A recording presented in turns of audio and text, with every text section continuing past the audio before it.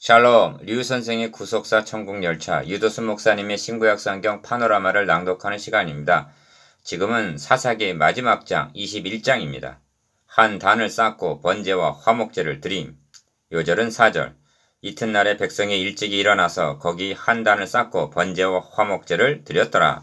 이제 사사기 마지막 장에 이르렀습니다. 사사 시대를 가리켜 암흑 시대라 말합니다. 빛이 없다는 뜻입니다. 그런데 마지막 장에서 일찍 일어나서 거기 한 단을 쌓고 번제와 화목제를 드렸더라는 것은 4절 빛이 비추고 있다는 증거입니다. 우리는 그 빛을 룻귀에서 보게 될 것입니다. 21장은 이스라엘 자손이 그 형제 베냐민을 위하여 뉘우쳐 6절 한 지파가 궐이 나지 않게 하려고 피하여 살아남은 600명에게 아내를 짝지어주는 내용입니다. 그런데 문제는 우리 중에 누구든지 딸을 베냐민 사람에게 아내로 주지 아니하리라 1절 하고 맹세했다는 데 있습니다.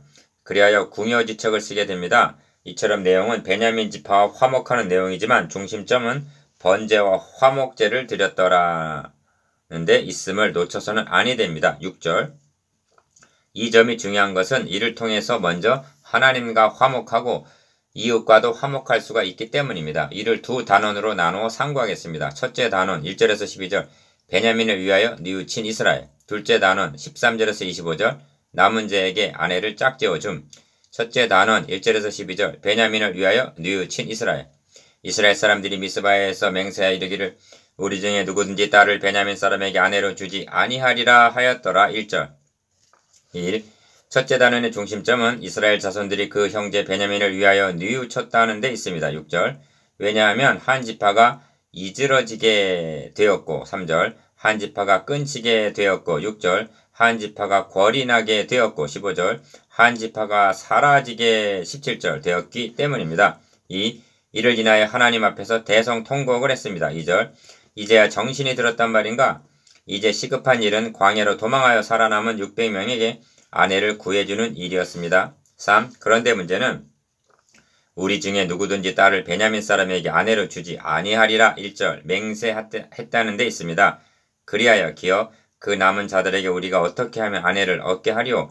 우리가 전에 여호와로 맹세하여 우리 딸을 그들의 아내로 주지 아니하리라 하였도다 하고 난감해합니다. 7절 18절에서도 그러나 우리가 우리의 딸을 그들의 아내로 주지 못하리니 이는 이스라엘 자손이 맹세하여 이르기를 딸을 베냐민에게 아내로 주는 자는 저주를 받으리라 하였음이로라 하고 한탄하는 것을 보게 됩니다.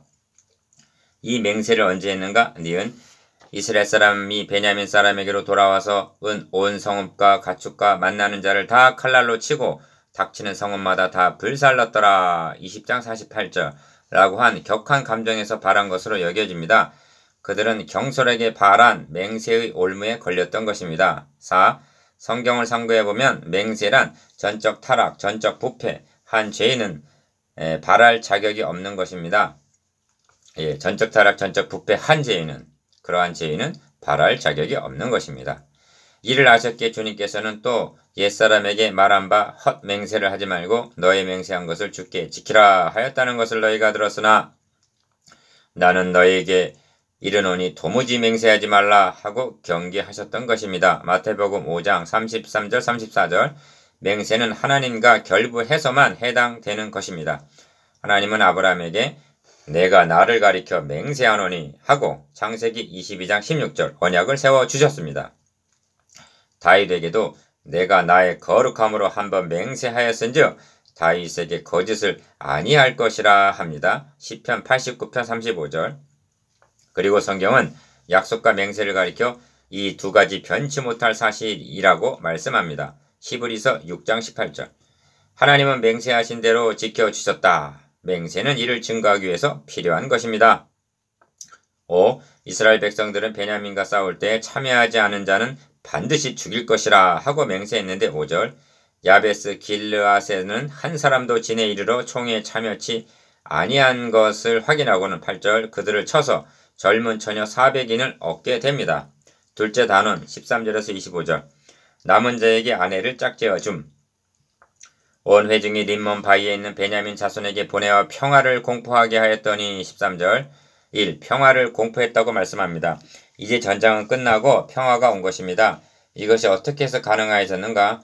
거기 한단을 쌓고 번제와 화목제를 드렸더라 한 4절 하나님과의 화목이 선행되었기 때문입니다. 다시 힘을 주어 강조합니다만 번제와 화목제를 예사로 여기는 과오를 범해서는 아니 됩니다. 그런 경향이 있는 것은 하나님께서 이루어오신 구속사에게 맥을 놓치고 있기 때문입니다. 영광스러운 복음에 둔감해졌기 때문이라고 밖에는 달리는 말할 길이 없습니다. 구약에 등장하는 제사는 갈보리 십자가를 예표한다는 뜻에서만 의미가 있습니다. 이 모세는 유훈하기를 너희는 너희 하나님 여호와께서 자기 이름을 두시려고 한 곳을 택하실 그곳으로 나의 명하는 것을 모두 가지고 갈지니 곧 너희의 번제와 너희 희생이라고 말씀했습니다. 신명기 12장 11절 포로에서 귀환한 자들이 최우선적으로 행한 일이 무엇인가? 하나님의 단을 만들고 하나님의 사람 모세의 율법에 기록한 대로 번제를 그 위에 드렸다고 말씀합니다. 에스라 3장 2절에서 3절 아무 곳에나 드리면 되는 것이 아닙니다. 택하실 한 곳 그 터에서 드리라고 말씀합니다. 이는 구원의 근거가 오직 갈보리 십자가에만 있음을 강력하게 계시하시는 말씀입니다. 3.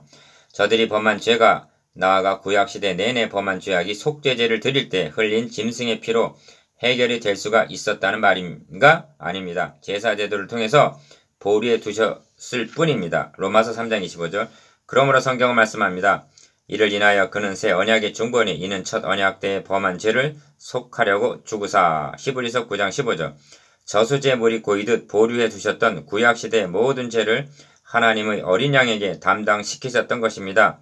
이에 대한 예표로 제사제도를 명하셨던 것입니다.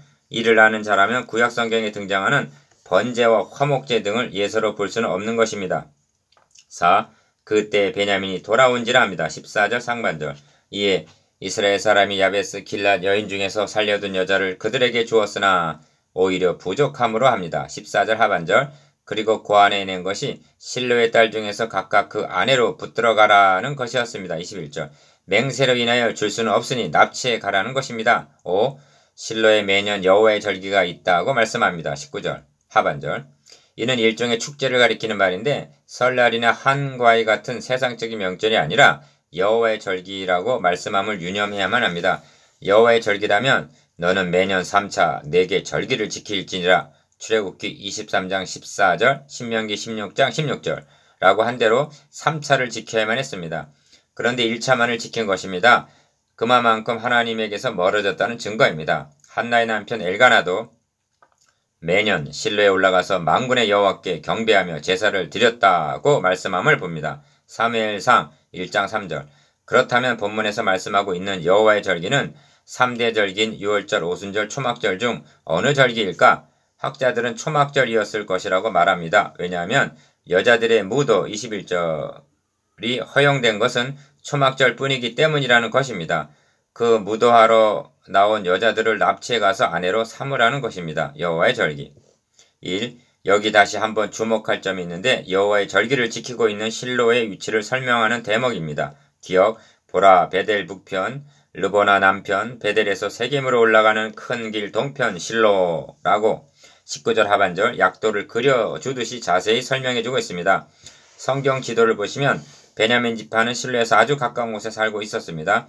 그런데 이토록 설명을 해줘야만 한다니 베냐민 사람들은 1년에 한 번도 여호와의 절기를 지키러 실로에 올라가지 않았단 말인가?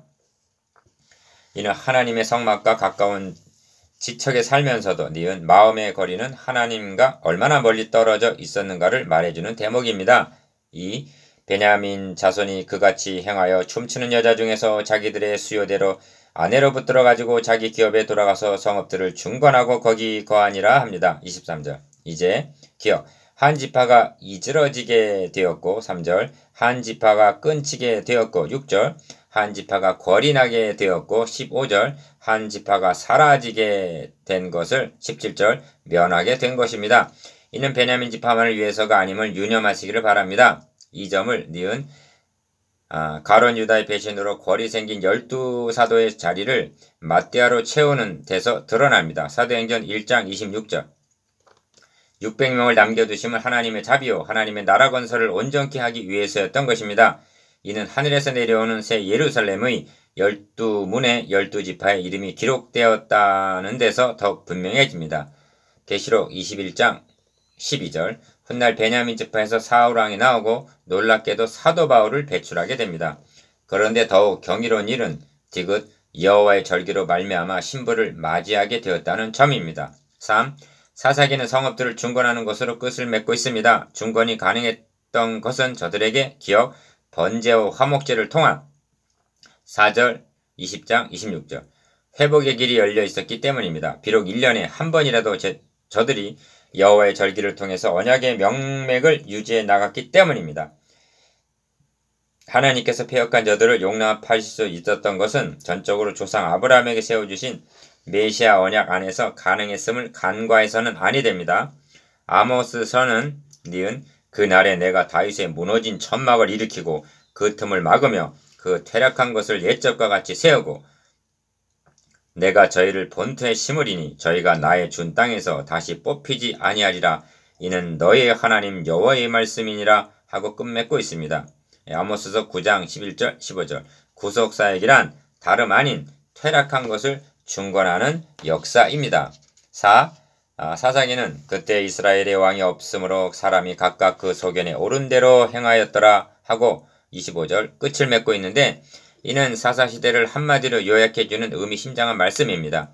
성령께서는 독자들에게 무엇을 깨닫게 하시려고 이 말씀을 후렴처럼 반복하고 있는 것일까? 그 대답을 룻기에서 듣게 될 것입니다.